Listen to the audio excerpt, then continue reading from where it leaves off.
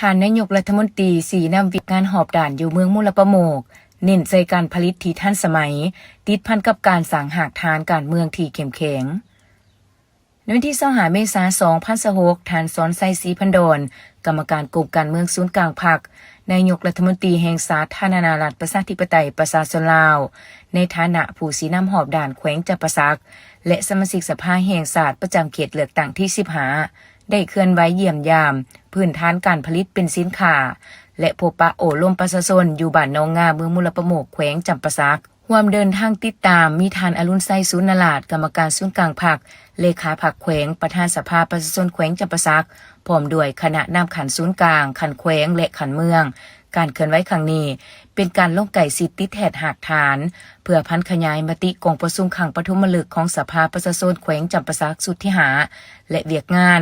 สร้างหากฐานการเมืองของรัฐบาลท่านนายกรัฐมนตรีพร้อมคณะได้เข้าเยี่ยมยามการผลิตด้วยเครื่องจักรทันสมัยของบริษัทรัฐวิสาหกิจก่อสร้างขัวทางและติดตั้งไฟฟ้าครบวงจรใช้สมบูรณ์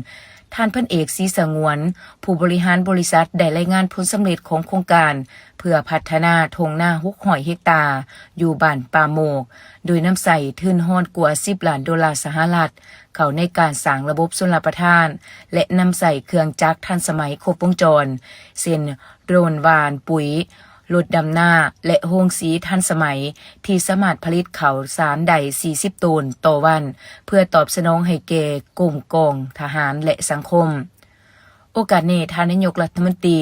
ได้ย่องย่อชมเชยวิสัยทัศน์ของบริษัทที่สามารถหันเปลี่ยนเนื้อที่เคยถูกน้ำท่วมให้กลายเป็นทงหน้าการผลิตที่เข้มแข็ง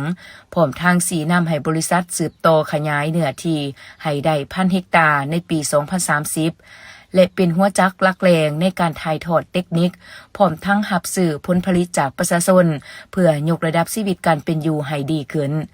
จากนั้นท่านนายกรัฐมนตรีก็ได้เดินทางไปกราบไหว้หอหลักเมืองมุลประโมกและพบปะโอลมอำนาจการปกครองตาแสงและประชาชนบ้านนองงาท่านได้รับฟังการรายงานจากท่านแก้วเพชรพระอุดมประธานตาแสงนองงาเกี่ยวกับสภาพของหาชุมชนซึ่งส่วนใหญ่เป็นชนเผ่าคาเม95 ส่วนห้อยที่มีมูลเสือดุมันในการปลูกฝังเลี้ยงสัตว์สามารถสร้างรายรับเฉลี่ย114 ล้านกีบต่อครอบครัวต่อปีในการอบรมของท่านสอนไซศรีพันดรได้แสดงความเป็นห่วงเป็นใยและตีราคาสูงต่อความสามัคคีของประชาชนพร้อมทั้งเน้นหนักปัญหาสำคัญด้านการเมืองแนวคิดสืบต่อศึกษาอบรมเฮ็ดให้ประชาชนเป็นเจ้าการในการผลิตพัฒนายกสูงชีวิตจิตใจเอกราชพึงตนเองและสร้างความเข้มแข็งด้วยตนเองสอจ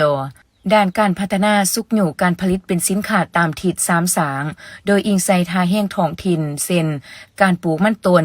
และหัตถกรรมสารศาสตร์เตยด้านการศึกษาส่งเสริมให้ลูกหลานได้เข้าเรียนวิชาชีพเพื่อพัฒนาบ้านเกิดด้านป้องกันศาสตร์ป้องกันความสงบปรับปรุงกำลังกองร้อนและป้องกันความสงบขันบาดให้นักแน่นเพื่อสกัดกั้นปรากฏการณ์หย่อโทษต่างๆในตอนท้ายเพื่อเป็นการสุกหยู่ขบวนการท่านนายกรัฐมนตรีได้มอบเครื่องอุปโภคบริโภคและงบประมาณจำนวนหนึ่งให้แก่อำนาจการปกครองตาแสงและกองห้อยเศร้าสีเพื่อนำใส่เข้าในเวียกงานร่วมและปรับปรุงชีวิตการเป็นอยู่ของพนักงานนักขบและประชาชนให้ดีขึ้น